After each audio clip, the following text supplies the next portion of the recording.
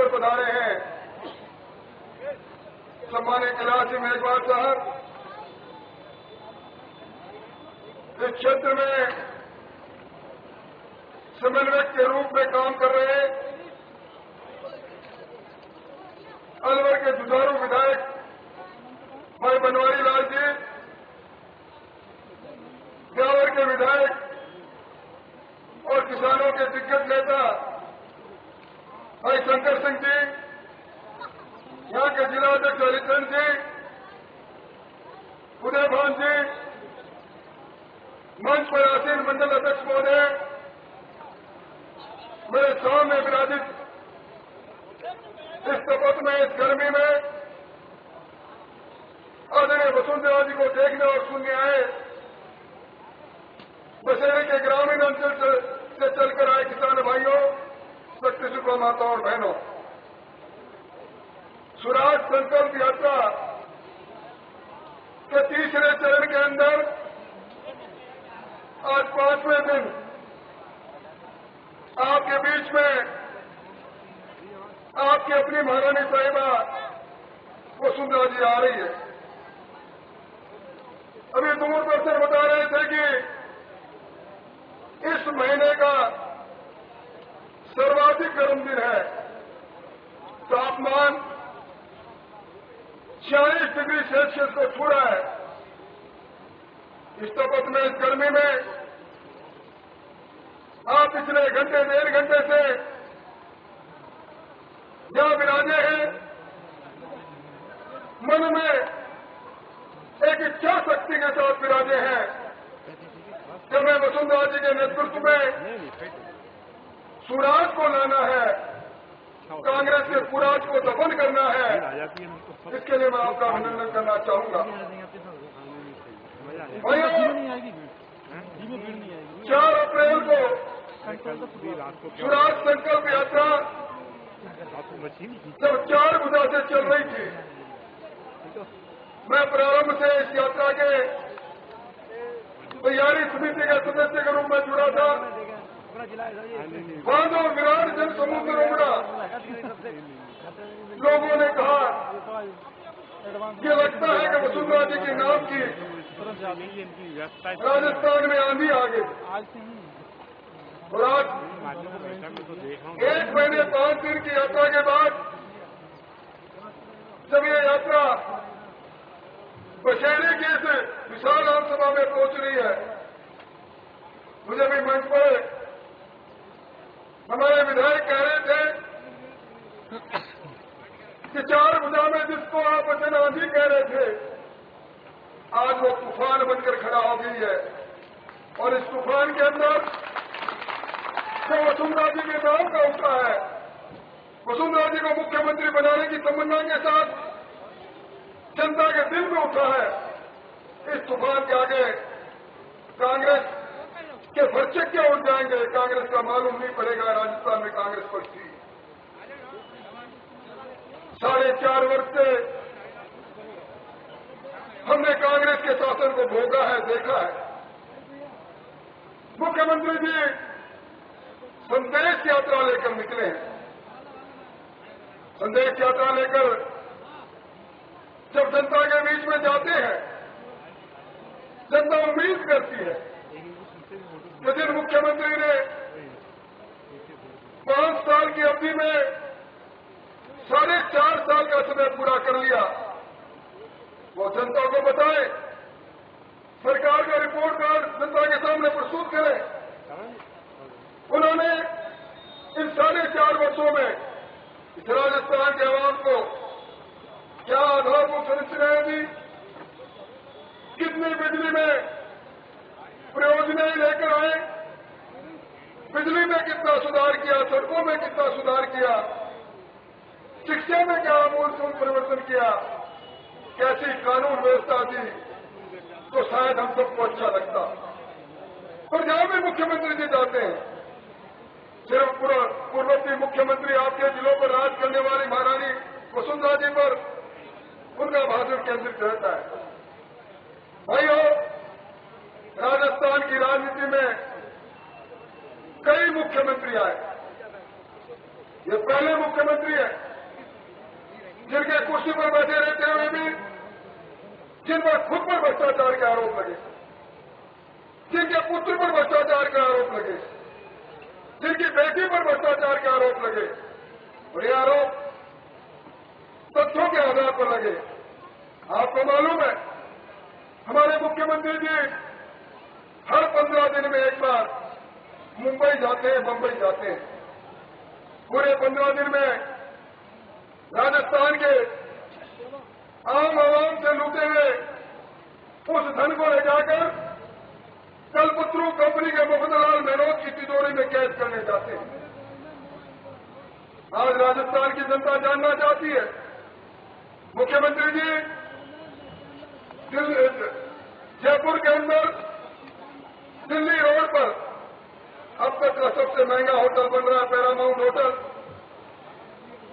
वो होटल जिसके अंदर कार्टून में आप कह रहे हो कि मेरा पुत्र वैभव गहलोत लीगल असिस्टेंट के रूप में काम कर रहा है, 30,000 की पगार पर काम कर रहा है, और उसी होटल के मालिक के साथ रमाकांत शर्मा के साथ आपके पुत्र का जो ट्रांसपोर्ट की कंपनी बनाकर उसका जो व्यापार है उसमें शेयर होल्डर है, उसका जवाब भी आपको देना चाहिए। आपको ये बात भी बतानी चाहिए कि पैरामाउंट होटल जो भी बनकर तैयार नहीं हुआ, जिस होटल पर अभी 80 करोड़ का ऋण है स्टेट बैंक ऑफ इंडिया का, उसके शेयर यकाएक 100 रुपए से महंगे होकर 40,000 का एक शेयर कैसे हो गया?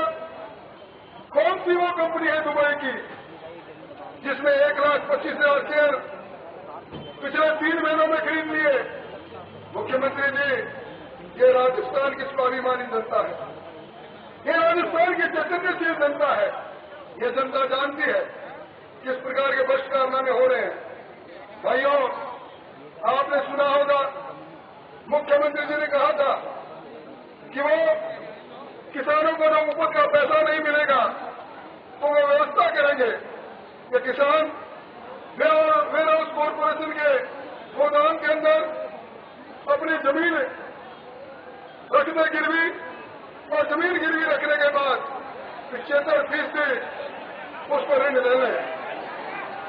फिर आ जाए हमारे प्रतिपक्ष के नेता गुलाब जी कटारिया आ रहे हैं, फिर आ जाए महारानी साहिबा अभी कुछ ही क्षणों में आपके बीच में आएंगे, इसलिए विराज है कि मैं विराज है।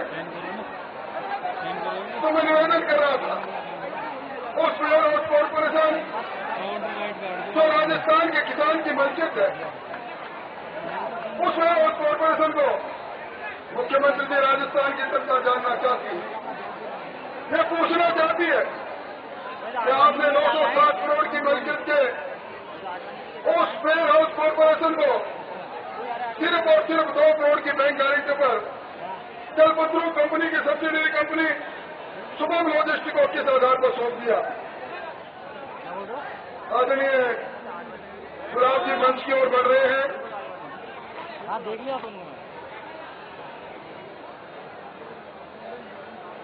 जोरदार ताली बजाकर आदरणीय गुलाब जी का स्वागत करें।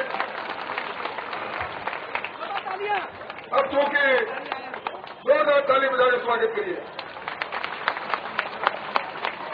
सम्मानीय गुलाब जी और कैलाश जी जैसे दिग्गज नेता मंच पर है, मैं मेरी बात को और संक्षिप्त करना चाहूंगा और आपसे यही निवेदन करना चाहूंगा कि भाइयों, जिसे मेरे से पहले पूर्वस्ता ने बनवारी जी ने कहा, आप सब लोग महारानी वसुधा जी के माथे का मुकुट हो, आप सब लोग उनकी शान हो, आप सब लोग उनका मान सम्मान और अभिमान हो।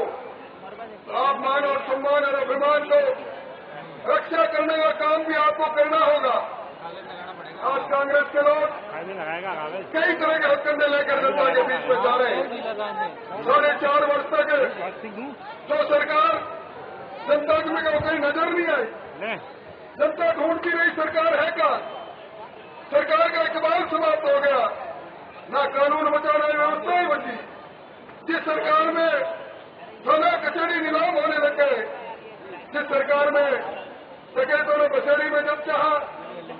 किसी को चाहा गोलियों से भूनकर बिहार में चले गए, जिस किसी को चाहा विरोधी के नाम पर पकड़ करके चले गए और लोग टुकड़ टुकड़ करके देखते रहे।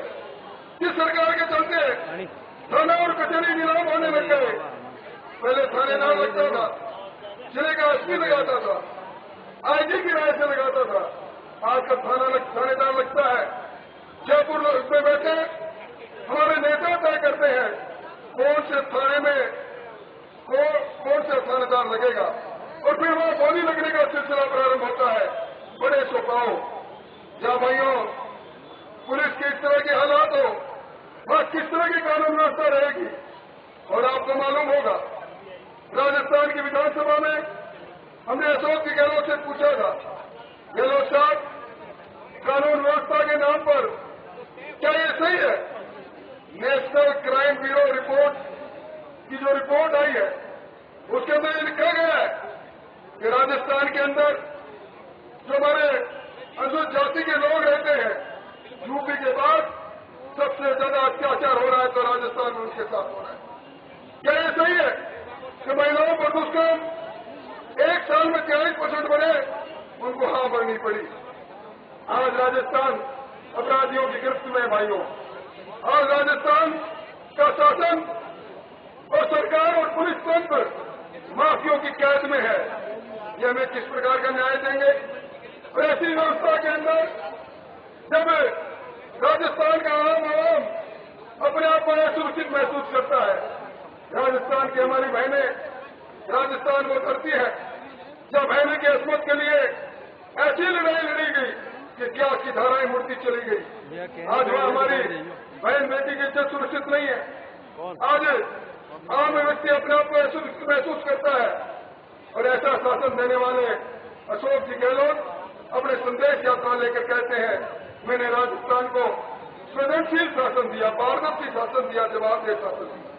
और अब जब राजस्थान के अंदर बिजली का प्रबंध वो नहीं कर सके, आपको याद होगा वसुंधरा जी के समय सिंगल फेज की बिजली 36,000 गांवों के अंदर 24 घंटे आया करती थी। आज गांवों के लोगों से जब हम पूछते हैं तो कहते हैं 24 घंटे के अंदर 2, 4, 6 घंटे बिजली आ जाए तो वो सरकार की मेहरबानी मानते हैं। आज पीने का पानी नहीं। इस इलाके के लिए चंबल के पानी को लेकर वसुंधरा जी ने जो योजनाएं बनाई थी पीने के पानी की समस्या से निजात दिलवाने के लिए, वो सारी योजनाएं इस सरकार ने राजनीतिक चश्मे से देखते हुए उन्हें ठंडे बस्ते में डालने का काम किया। आज आपको याद होगा यह थर्मल पावर प्रोजेक्ट आया, गैस आधारित यह जो परियोजना थी भैरव सिंह जी शेखावत ने इस परियोजना को प्रारंभ किया था। कितने साल लटकी ले रही वो परियोजना। ये तो वसुंधरा जी का शासन था जिन्होंने इस परियोजना को पूरा करके यहाँ के इलाके में कोशिश की कुछ उत्पादित होने वाली बिजली धौलपुर जिले को मिले।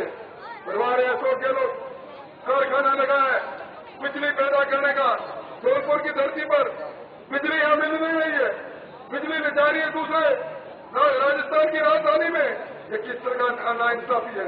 इसलिए मैं तो आपसे ये निवेदन करने आया हूँ, ये सरकार कोरे सपने दिखाने का काम करती है। आपको याद होगा बेरोजगारों को कहा था 1 लाख बेरोजगारों को हम सरकारी नौकरी देंगे। आज दे दी सरकारी नौकरी उन्होंने। इन्होंने कहा था हम डीजल पर पेट्रोल पर वैट को कम करेंगे, समाप्त करेंगे।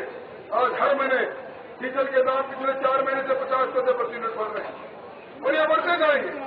आने वाले 16 महीने में और बढ़ेंगे। आज डीजल का दाम बढ़ रहा है, खाद का दाम बढ़ रहा है। आज किसान महंगाई से त्रस्त है, आम आदमी की महंगाई से दुखी है और किसान को अपनी उपज का पूरा दाम नहीं मिलता। इसलिए मैं तो इस अवसर पर यही कहूंगा कि जो सरकार आपको अच्छी सड़क नहीं दे पाए, जो सरकार शुद्ध पेयजल की व्यवस्था नहीं कर पाए, जो सरकार बिजली की व्यवस्था नहीं कर पाए, जिस सरकार के चलते हुए घोषणाएं चाहे कितनी करी हो, मुफ्त दवाई की हो, मुफ्त जांच की हो, पर चिकित्सालय में चिकित्सक नहीं हो, शिक्षालय में शिक्षक नहीं हो, ऐसी सरकार को अब नस्ल नबूद करने का समय आ गया। इस लोकतंत्र में वोट की चोट सबसे गंभीर चोट है। तो इस बार हुंकार भरकर वोट की चोट से सरकार को नस्ल नबूद करना है। आपने पिछली बार यहाँ से भारतीय जनता पार्टी को जिताया। इस बार भी आपसे उम्मीद है कि पिछली बार जितने वोटों से भारतीय जनता पार्टी का उम्मीदवार जीता उससे दुगने वोटों से जिताओगे, क्योंकि ये इलाका वसुंधरा जी के नाम से पूरे देश में जाना जाता है। इसलिए मैं इतना ही कहकर अपनी बात समाप्त करता हूँ। तो भाइयों, अब चुनावी समर प्रारंभ हो गया है, युद्ध प्रारंभ हो गया है। हमारे सामने ऐसा राष्ट्रीय राज का नेतृत्व करने वाले अशोक जी गहलोत खड़े हैं, जो खुद सिर से लेकर नट तक भ्रष्टाचार में डूबे हैं, जिनका परिवार भ्रष्टाचार में डूबा है, जिनके मंत्री भ्रष्टाचार में डूबे हैं। आज जिन्होंने कानून व्यवस्था को जर्जर कर दिया, आम आदमी को परेशान कर दिया, ऐसे सरकार को नस्तनबूद करने के लिए, इसके ताबूत में आखिरी कील ठोकने के लिए आप सबको स्वराज संकल्प यात्रा की नायिका के साथ चलना पड़ेगा और आप सब चलोगे। मुझे पूरी उम्मीद है इस गर्मी में आप इतनी बड़ी संख्या में आए। आपका आभार व्यक्त करते अपनी बात समाप्त करता हूँ। बहुत बहुत धन्यवाद।